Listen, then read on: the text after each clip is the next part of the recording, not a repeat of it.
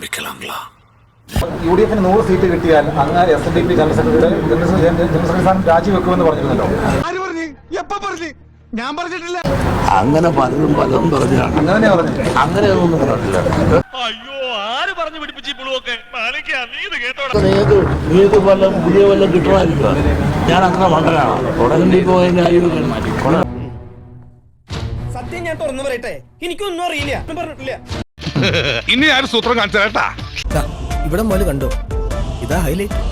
100 സീറ്റോടുകൂടി കോൺഗ്രസ് അധികാരത്തിൽ വരുമെന്നാണ് അദ്ദേഹം ഇന്നലെ പ്രഖ്യാപിച്ചത്. തൂക്കിയല്ലോ നാദാ. പക്ഷെ അത് വരുമെങ്കിൽ അന്ന് കാക്കമനെന്ന് പറഞ്ഞാലേ കൗതുക ലേശം കൂടുതലാണ്.